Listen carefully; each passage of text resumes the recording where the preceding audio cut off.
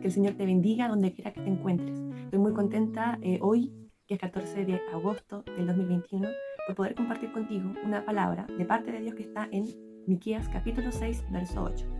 Y la leo. Oh hombre, Él te ha declarado lo que es bueno y qué pide Jehová de ti. Solamente hacer justicia y amar misericordia y humillarte ante tu Dios. Repito. Oh hombre, Él te ha declarado lo que es bueno y qué pide Jehová de ti. Solamente hacer justicia y amar misericordia y humillarte ante tu Dios.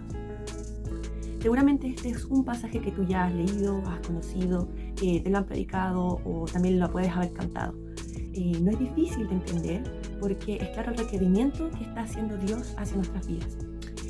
Dios nos está llamando a hacer algo. Pero es importante analizar los versículos anteriores para entender el contexto de lo que está hablando. En los versos anteriores, el 6 y el 7, nos dice: ¿con qué me presentaré ante Jehová y adoraré al Dios Altísimo? Me presentaré ante Él con holocaustos, con becerros de un año. Se agradará Jehová de millares de carneros, 10,000 arroyos de aceite. Daré mi primogénito por mi rebelión, el fruto de mis entrañas por el pecado de mi alma. Cuando yo leía esto, en realidad surgía una pregunta en mi interior. Venía esta pregunta de ¿cuánto realmente conozco a Dios? Y conozco lo que Él quiere de mí, lo que Él está demandando de mí. El verso 6 y 7 me hace preguntar qué cosa es aceptable a Él. Y me da una característica de cómo es Dios, una de las tantas cualidades. Él es altísimo. ¿Qué cosas puedo hacer entonces para tan grande majestad? ¿Le agradará acaso que yo me sacrifique todo lo que yo pudiera hacer? ¿Qué le pagaré por mi pecado y por mi rebelión? Es una pregunta interesante que todos nos hemos hecho en algún momento. Dios es tan grande, ¿qué puedo hacer para agradarle? Y la respuesta viene entonces en los versos que acabamos de leer. Y en tres partes, ¿verdad? A hacer justicia, a amar misericordia y humillarme ante Dios. Si no existen estos tres elementos, los sacrificios que yo pudiera hacer, cómo yo me pudiese presentar, no serían aceptables. Tenemos que tener una fe obediente.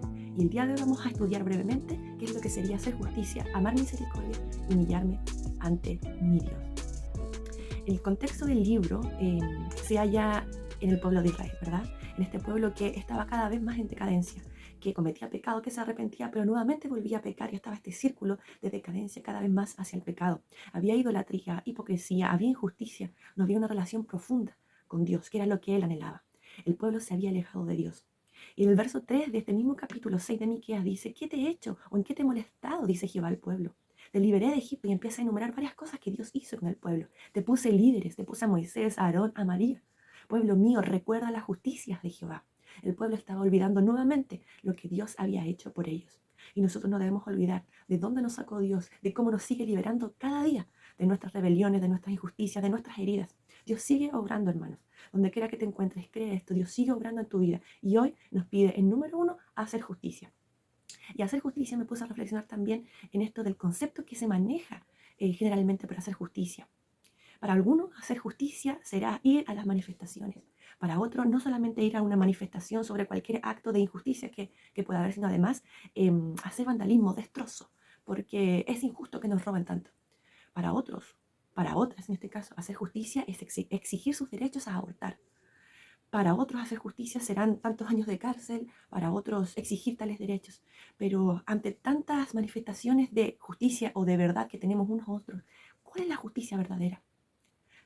Si hay tantas verdades, ¿cuál es la verdad única que debemos seguir? Y sin duda, la verdad única que debemos seguir es la verdad de Dios, la justicia de Dios.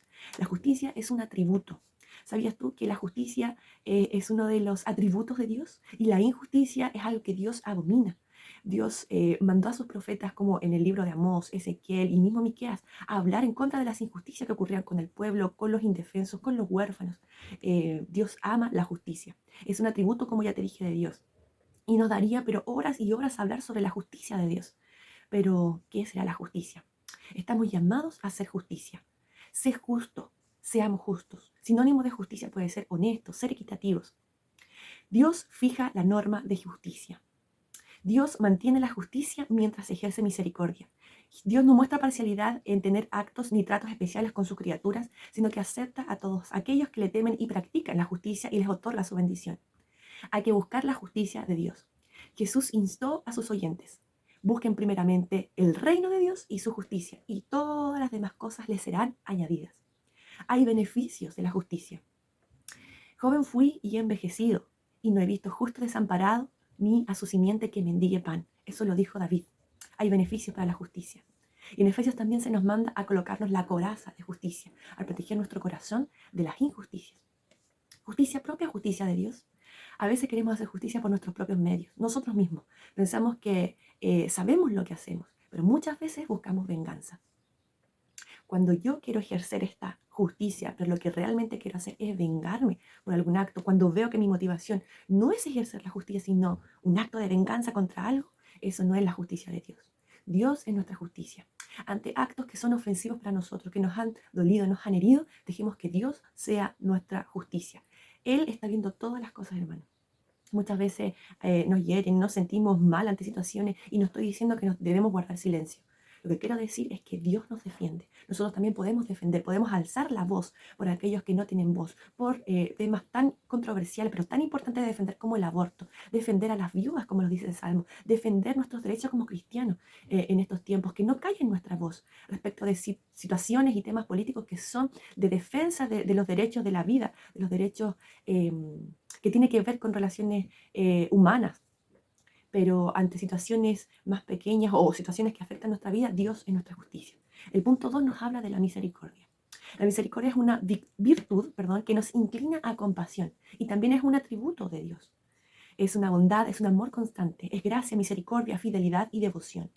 Gesed se define en hebreo esta palabra de misericordia. Se usa 240 veces en el Antiguo Testamento y con mucha frecuencia en los Salmos. El Salmo 136 lo menciona 26 veces porque para siempre es su misericordia.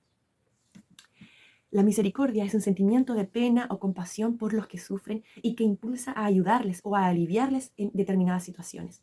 Es una virtud entonces que nos impulsa a ser benévolos en el juicio o en el castigo sobre algo. Dios nos está impulsando en esta hora también en un segundo punto a ser misericordiosos. Humillarnos ante tu Dios. Ese es el tercer punto. La humillación es algo que no es agradable, sobre todo cuando somos expuestos a la humillación, expuestos a las personas, nos humillan y nos sentimos avergonzados. Pero en este contexto, la palabra no se refiere a la exposición, a la vergüenza, sino a un estado de reconocimiento ante Dios de quiénes somos. Tú eres Dios. Tú eres quien sabe. Tú eres el dueño. Yo soy tu hija. Tú eres quien gobierna. Tú eres quien tiene en el gobierno y en el control de todas las cosas. Yo me someto a tu voluntad. Yo someto mi vida a tu voluntad. Muchas veces decimos que sí, me humillo ante Dios, pero ¿estamos caminando realmente en esta senda de la humildad ante nuestro Dios? ¿Reconocemos que Él es Dios, que Él tiene la voluntad sobre nuestras vidas? Dios espera una reacción de parte de nosotros, sus hijos. Los rabinos que estudiaban la ley encontraban 613 preceptos que cumplir, pero aquí encontramos todo resumido en 3. Hacer justicia, amar misericordia y humillarnos ante nuestro Dios. Querido hermano que estás ahí al otro lado de la pantalla, seamos honestos, hagamos justicia en todo lo que hagamos. Amemos la compasión y la misericordia y comprometámonos a vivir en sumisión a nuestro Dios.